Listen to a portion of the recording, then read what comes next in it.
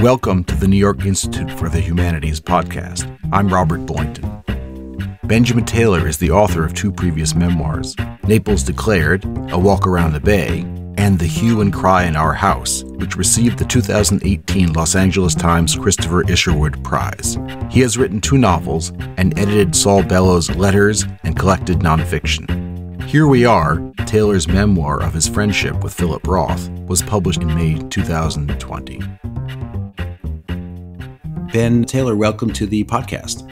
Good to be here. Thank you, Rob. Your book about your friendship with Phiip Roth is one of those genre-bending pieces of work. It's not exactly a memoir. It's not exactly a piece of literary criticism. It's a fascinating combination of the two. How do you think about the form of writing that it takes?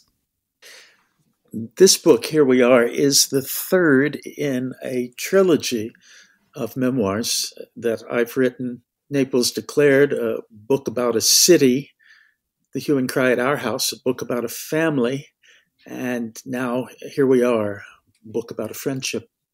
I have to say that I came late to the whole idea of autobiography, memoir, this sort of writing.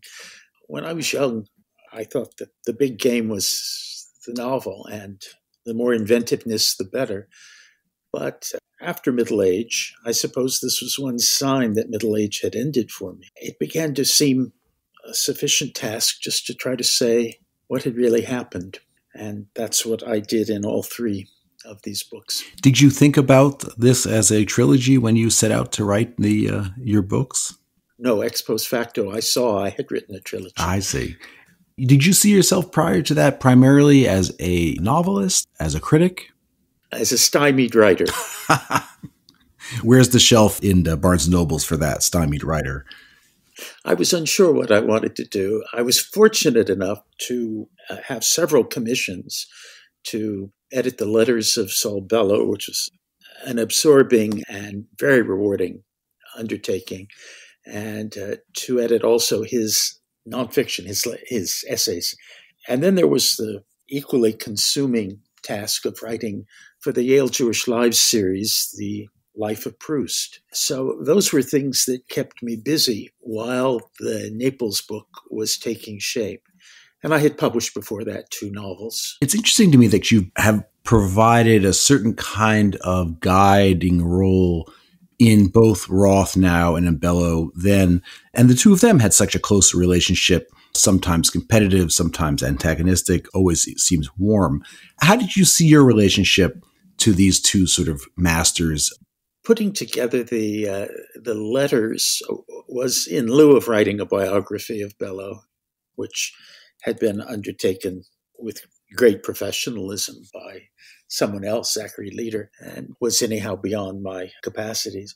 I thought of that book, The Letters of Bellow, as in lieu of an autobiography, and said so in my introduction. Then when Cynthia Ozick reviewed the book in the New Republic, she gently reproved me, rightly so, for making this claim. She pointed out that letters are written without the benefit of much retrospect in the heat of the moment, whereas autobiography takes place years after the events have settled out and is a very different sort of writing, mediated by the inevitable artistry of memory, and which means leaving out and switching around and modifying and even outright falsifying. As for Phiip, I never had any inclination to write a biography of him. How could I have? I was a character in the story from 2001 on, but I did feel I had unique access to the person who lived inside of this public myth or carapace that he'd worn for so many decades. And it seemed like he encouraged you. At one point, he suggests that why don't you write about this for our friendship? The book was his idea. Yes. I was surprised by that. Whether he would have liked it or not is moot. People ask me, would Phiip have liked your book? Did you think when you were writing, would Phiip like this? Would Phiip like that? No, such questions would have been Very bad for the book. Yeah. The whole point is frankness. Nothing else but the truth matters now. He was certainly someone who was faithful to that. Oddly enough, in his fiction, he was faithful to the particular and the truth, almost religiously so. You have this wonderful quote where Phiip Roth says something to the effect of, "I don't have a philosophical bone in my body. I have no interest in big ideas. All I care about is the particular." And I was very struck by that. I thought it really sort of, the penny dropped as I sort of understood the difference that made the difference between them. Yes. Saul Bellow wrote a lot about protagonists who were professional intellectuals, like Moses Herzog, for example, like Charlie Citrine or von Humboldt-Fleischer. Very often these are men whose vaulting intelligence does nothing to save them. And that's part of what Bellow regarded as the comedy of his novels. Philip wasn't so much interested in that personality, sort of personality that would have fit in at the Committee for Social Thought at the University of Chicago. He was more interested in the sexual anarch on the one hand and the artist on the other, the David Keppisch figure and the Nathan Zuckerman figure. And he was interested in men who were not intellectuals, like Suede Laval. He was interested in heroically failed artists, like Mickey Sabbath. And he was interested in people preyed upon and destroyed by ideology, as in the case of Ira Ringgold. Those are some of the differences. So you met Phiip Roth the first time in 1994, and you got to know him a little bit better in 98, and then finally actually sat down with him and had lunch in 2001. Why do you think it took so long for you two to get together? Well, I think that had something to do with a letter I had written him after reading I Married a Communist. He then telephoned me, and we began a telephonic friendship. Then I moved back to New York full time, and he was spending more time in New York. And we lived just about walking distance from each other. And we began having meals together, talking on the phone every day. And then he eventually, after great hesitation, great reluctance, he took to email. So we were constantly emailing too. Certain patterns were established. Dinner one day during the week, nearly always Sunday dinner, usually Chinese, and then we went over to Indian. At one point you said you were going to introduce him to a better class of restaurant. I gather he was a fairly indifferent eater in that way. Philip became a very rich man, but he retained the pecuniary habits of a young graduate student, really. He was appalled by high prices in restaurants. And I pointed out to him that he didn't really have to be. Then he discovered a number of new restaurants that I recommended. And yes, he began eating better. He also hired a series of cooks, and at that point began eating at home and eating very well. I think he discovered food later on in life. I think he thought of it as a trivial matter. I introduced him to the idea that food might be quite a serious matter. I mean, I think about the way, say, Tom Wolfe describes someone's suit with such obvious inside knowledge about tailoring and everything for all of his powers of description. I can't imagine Roth doing that, whether about clothing or about food. I remember one particular sports jacket that Philip claimed to have had ever since Goodbye Columbus was published. That's a long time ago. He did. He made fun of his own clothing. Very, very occasionally, he would require a new garment. Always, he would say that it was going to have to amortize because there would be no replacement for it ever. The book is interesting because it straddles the line between literary criticism and autobiography or memoir, in that it draws many connections between instances in Roth's life and the way he used them in his fiction without ever reducing one to the other. I mean, I found that my appreciation for some of his work was really augmented by understanding, say, his relationship to Melvin Tooman, who I'd never heard of. But you sort of did an interesting job of kind of zigzagging between the life and the work. I did, and it was according to no particular methodology or program. I just wrote these things down as they came to mind. It's the result of living with the man and also living very intensively with his books for a number of years, teaching them too. I was going to say, you don't really talk about in this book or in the other memoir I read about really when you first read Roth and what he meant to you as a novelist or also as a critic. I'm older than you, and I can remember the year 1969 very well. I was a junior and then a senior in high school, and that was when I first heard the name Phiip Roth, because the whole country did. He became tremendously famous. The trap of great fame closed on him when he was 36 years old. And I knew of him as a scandalous writer. Looking back on Portnoy now, I sort of share his feelings about it, that it was a very early rough go at what would be the later masterpiece, Sabbath Theater. The two books should be read together. Everything that was fresh and vitalistic and fun-loving and high-spirited in Portnoy has become tragic and death-haunted in Sabbath Theater. He has this wonderful passage, you quote him, where he says that he wished that perhaps Portnoy had been only published, I guess it was Esquire and the New American Review and Partisan Review, and perhaps not as a book, so as to dissipate, I guess, the effect it had on creating such interest and passionate dislike from some in his work. He both liked and disliked fame. I think that's probably the case with most very famous people. I remember his saying to me about his friend David Cornwell, John le Carré, I should have done what he did. I should have had another name for my professional work.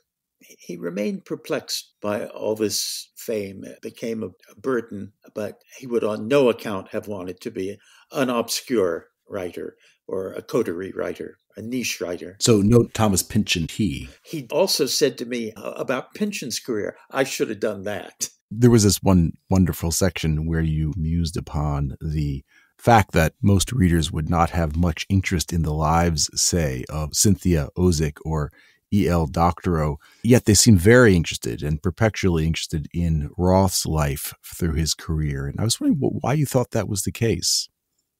I suppose it has to do with having come into the public eye so shockingly as a 36-year-old man with Portnoy's Complaint, a book that broke every barrier, every norm, and gave good taste a black eye. And from there on, it was assumed that this person who writes like this must be like this. And that's both right and wrong about him. I think that people were always ready to love or hate or be fascinated by the man as much as the characters. And he became a kind of a myth, the myth of the man beset by libidinal rancor, libidinal anguish, the man beset by too much of everything. He lived inside of that myth the way Frost lived inside the myth of the farmer poet. But the thing about his fame, though, was, as you note, that he was able to sort of live within it, and even as Frost did with his persona, use it in creative and even sometimes very funny ways. With Roth, he didn't seem to suffer from his fame the way, say, Truman Capote or Hunter Thompson, who was, I would argue, sort of consumed by his fame and became kind of a parody of himself, and it sort of destroyed his writing. Roth was amazing in that he was able to take this notion of the famous libidinal writer and weave it into his work and play with it and make something really wonderful from it. Philip had a wonderful advantage in life, a happy childhood on which to build, and no interest in alcohol. Right. He talks about the Gentiles drinking themselves unconscious and while the Jews studiously avoiding alcohol and waking up clear-eyed the next morning. Yeah. His genetic background saddled him with no addictions. And when you look back over American literature prior to the arrival of the Jews, Faulkner, Hemingway, and so on, it's largely an alcoholic affair. Oh, yes, sure, about writers in Hollywood drinking themselves to death. You note something that I hadn't really thought of at all when you discuss Roth's health problems. You say it was also the proximate cause of a creative rebirth, probably the greatest in American literary history. What followed the experimentation of The Counterlife and Deception, a minor radio play-like novel completed shortly before his bypass, was a sequence of masterpieces: Patrimony, Operation Shylock, Sabbath Theater, American Pastoral, I Married a Communist, The Human Stain, The Dying Animal, The Plot Against America, Everyman, Indignation, Exit Ghost, and more, including his masterly Last Bow, Nemesis. I'd read all those books, never really thought about the fact that they came so late in his life after these health problems. It's as if he started an entirely new creative career after having had a incredibly successful one. Yes, it was an explosion in his later 60s and in his 70s, such as you very rarely see in literature. Henry James wrote his best books, possibly his best books, when he was in his early 60s. But that's the nearest analog I can think of. People like mathematicians, you always think of them as their early work being their best. Apparently always with mathematicians, yes. And even someone as great as Saul Bellow, who is certainly undeniably a genius and even got the Nobel that eluded Phiip Roth, I've always thought his last novellas were not as good as his other work. I don't think he had the physical stamina for long books after a certain... Well, he did manage it with Ravelstein, it's true. Again, he wrote Ravelstein after almost dying, which fascinates me. That's right. He suffered some poisoning from a fish or something, didn't he? Very nearly died. He was in a coma. And then wrote this novel at 85. So that was really something. Of course, it's not The Adventures of Augie March. It's not Herzog. It's a pale reminder of the greatness of Saul Bellow.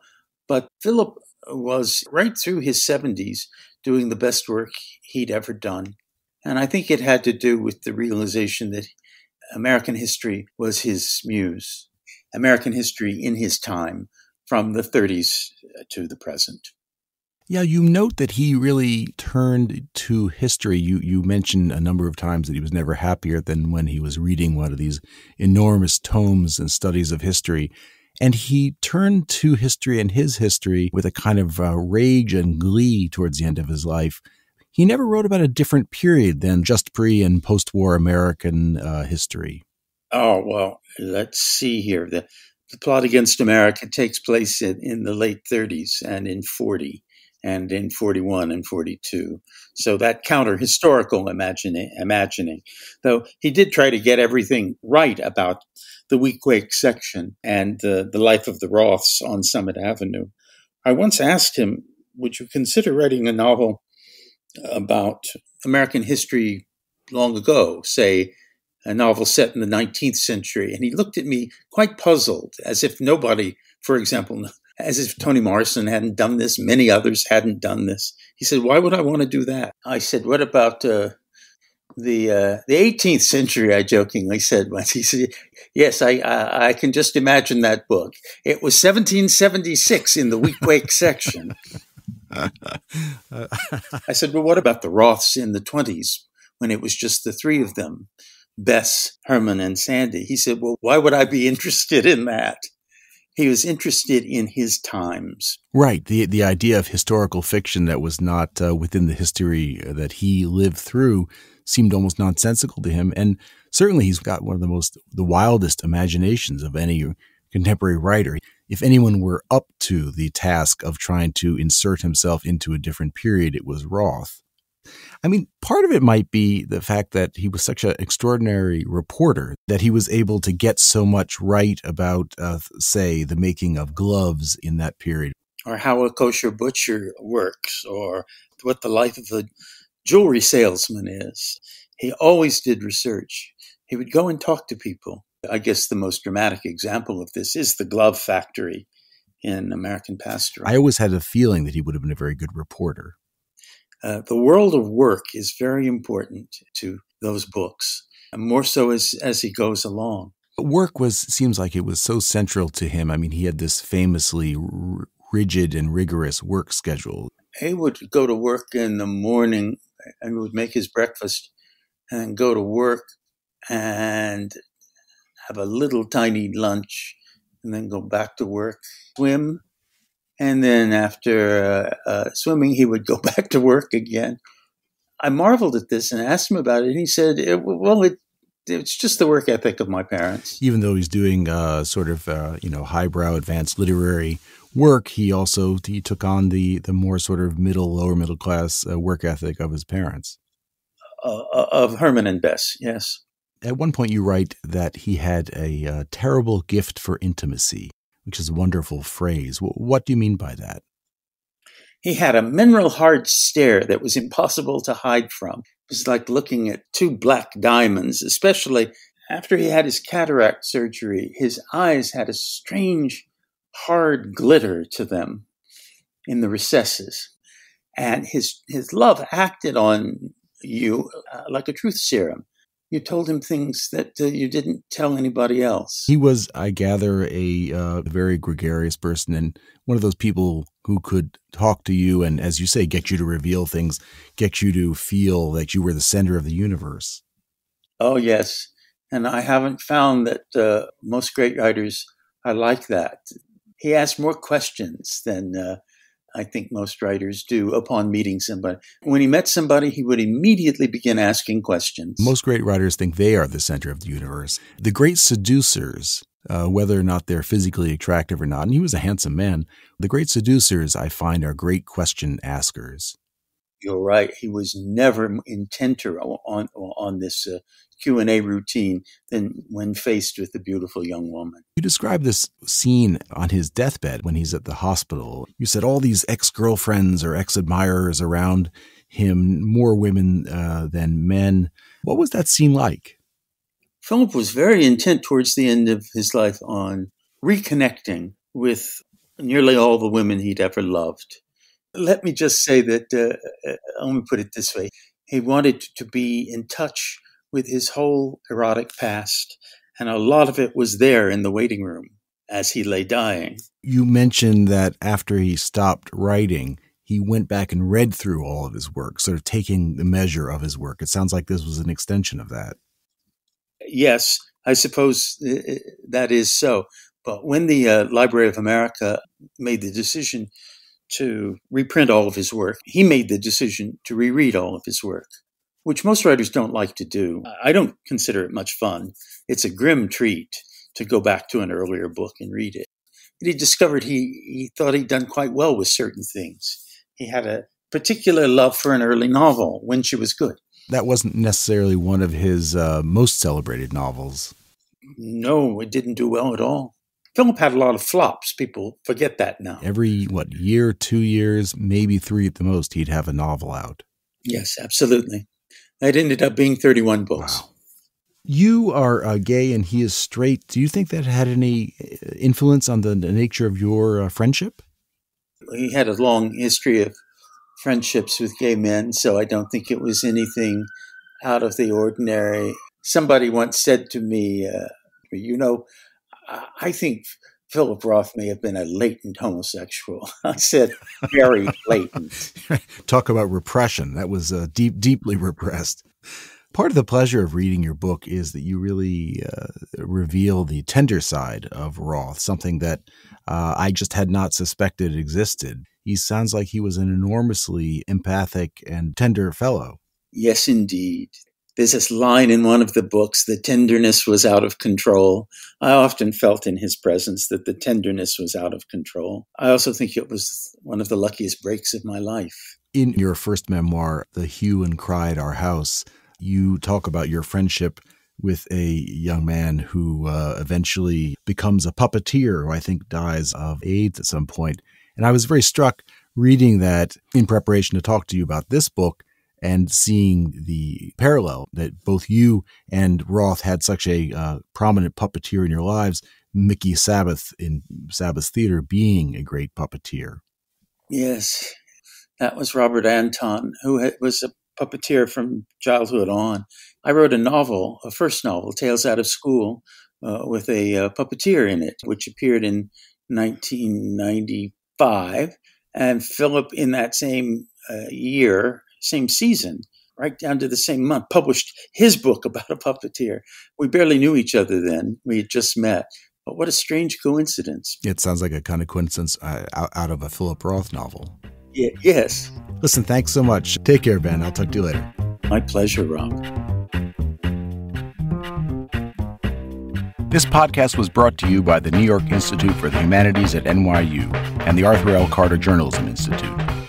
You can find us on Stitcher, iTunes, and anywhere else you get your podcasts. For more information, visit us at nyihumanities.org.